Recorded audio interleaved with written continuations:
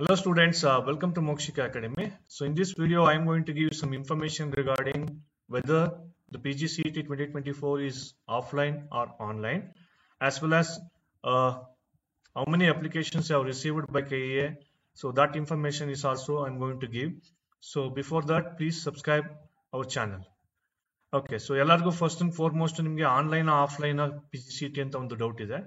So ಇತ್ತೀಚೆಗೆ DCET diploma CET ನೋಡಬಹುದು 22nd exam ಇದೆ ನಾಳಿದ್ದು.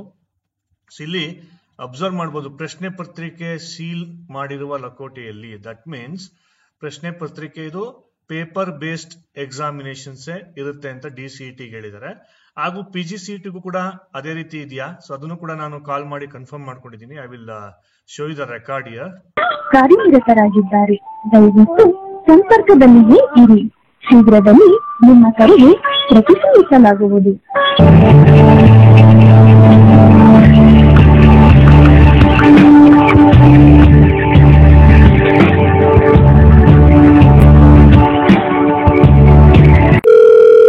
ಹಲೋ ಸರ್ ನಮಸ್ತೆ, ನಾವು ಮೈಸೂರಿನ ಸಿಟಿಯಿಂದ ಮಾತಾಡೋದು.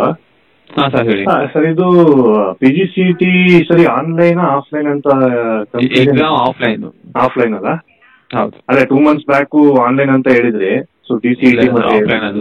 ಹೌದಾ? Okay okay sir. ಸರ್ ಇದು ಏನಾದ್ರು ಅಪ್ಲಿಕೇಶನ್ ಪೋಸ್ಟ್ಪೋನ್ ಆಗುತ್ತಾ ಇನ್ನೇನಾದ್ರು? ಆಡಿ ಪೋಸ್ಟ್ಪೋನ್ ಮಾಡಿದ್ವಿ ಸರ್, ಎಲ್ಲಿ ನೋಟಿಫೈ ಮಾಡ್ತೀವಿ, ಕನ್ಫರ್ಮ್ ಆಗಿದೆ ಅದನ್ನು. Okay sir, okay, thank you.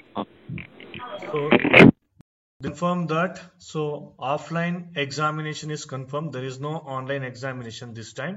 So adu confirm agide. So illi the Hindu paper na link nimge torista irodu. So I am not showing any other website link because Hindu paper means definitely genuine irutte, bere yadu website nodak hogbedi. So illi up to 17th May 17th varge ಎಷ್ಟು application ಬಂದಿದೆ ಅನ್ನೋ information ಕೊಟ್ಟಿದ್ದಾರೆ. You can see here till 17th June 34,212 application online application has received. On that 21,000 for MBA courses, 9,961 for MCA courses, 4,344 applications for ME MTech courses anta helidare. As per the previous year record, previous year ಅಲ್ಲಿ 48,000 applications were received for MBA courses actually. ಈ ವರ್ಷ ಇದು 17th ವರೆಗೆ, ಇವತ್ತು 20th, so ಇವತ್ತು may be 30,000 ಆಗಿರುತ್ತೆ ಅನ್ಕೋತೀನಿ. So ನೋಡೋಣ. ಸೊ ನೆಕ್ಸ್ಟ್ ಇನ್ಫಾರ್ಮೇಶನ್ ಇದು 18th ಜೂನ್ ನ ಒಂದು ಇನ್ಫಾರ್ಮೇಶನ್ ಇದು. Up to till 17 June 21,000 applications ಬಂದಿದೆ. ನಾರ್ಮಲಿ ಮೋರ್ ದನ್ 40,000 ಅಪ್ಲಿಕೇಶನ್ಸ್ ಇರುತ್ತೆ MBAಗೆ. ಸೊ ಇನ್ನೂ ಕೂಡ ರೀಚ್ ಆಗಿಲ್ಲ. ಸೊ ಹಾಗಾಗಿ ಪೋಸ್ಟ್ಪೋನ್ ಮಾಡುವಂತ ಚಾನ್ಸಸ್ ಇರುತ್ತೆ. By looking at this numbers I may say that it may get postpone because most of the universities ಗಳಲ್ಲಿ ಇನ್ನೂ ಕೂಡ 6 ಸೆಮಿಸ್ಟರ್ ಮುಗ್ದಿಲ್ಲ, ಎಕ್ಸಾಮಿನೇಷನ್ ಮುಗ್ದಿಲ್ಲ. So these are all the reasons beyond that. And ಅದನ್ನು ಕೂಡ ಯಾವ್ಯಾವ ಯೂನಿವರ್ಸಿಟಿ ಇನ್ನೂ ಕೂಡ ನಿಮ್ಗೆ ಆಗಿಲ್ಲ ಅನ್ನೋದನ್ನ ಕಮೆಂಟ್ ಸೆಕ್ಷನ್ ಅಲ್ಲಿ ಕಮೆಂಟ್ ಮಾಡಿ, ಹಾಗೂ KE ಅಥಾರಿಟಿಗೆ ಕಾಲ್ ಮಾಡಿ, ಸೊ ದಟ್ ಅವರು ಪೋಸ್ಟ್ಪೋನ್ ಮಾಡೋದಕ್ಕಂತ ಚಾನ್ಸಸ್ ಇರ್ತದೆ. ಇಲ್ಲ ಅಂತ ಹೇಳಿದ್ರೆ ನಿಮ್ ಎಕ್ಸಾಮಿನೇಷನ್ ರೆಗ್ಯುಲರ್ ಎಕ್ಸಾಮಿನೇಷನ್ಸ್ ಅದು ಕ್ಲಾಶ್ ಆಗ್ತಕ್ಕಂಥ ಚಾನ್ಸಸ್ ಇರುತ್ತೆ. ಆ ರೀತಿ ಮಾಡ್ಕೋಬೇಡಿ. ನೀವು ಕೂಡ ಒಂದು ರಿಕ್ವೆಸ್ಟ್ ಅನ್ನ ಕೊಡಿ KE ಅಥಾರಿಟಿಗೆ ಕಾಲ್ ಮಾಡಿ. ಸೊ ಅಲ್ಲಿ ಚೇಂಜಸ್ ಆಗ್ತಕ್ಕಂಥ ಚಾನ್ಸಸ್ ಇರುತ್ತೆ, ಸೊ ದಟ್ ನಿಮ್ಗೆ ಓದ್ಕೊಳ್ಳಿಕ್ಕೆ ಇನ್ನೂ ಟೈಮು ಸಿಗುತ್ತೆ. ಸೊ ಇವಿಷ್ಟು ಮಾಹಿತಿ ಇಲ್ಲಿವರೆಗೆ. ಸೊ ಅಂದ್ರೆ ನೋಡೋಣ, ನಾಳೆ ನಾಳಿದಲ್ಲಿ ಏನಾದ್ರೂ ನ್ಯೂಸ್ ಪೇಪರ್ ಅನ್ನ ಕೊಟ್ರೆ ಸೊ ನಾನು ಅದನ್ನು ಕೂಡ ನಿಮ್ಗೆ ಅಪ್ಡೇಟ್ ಮಾಡ್ತೀನಿ.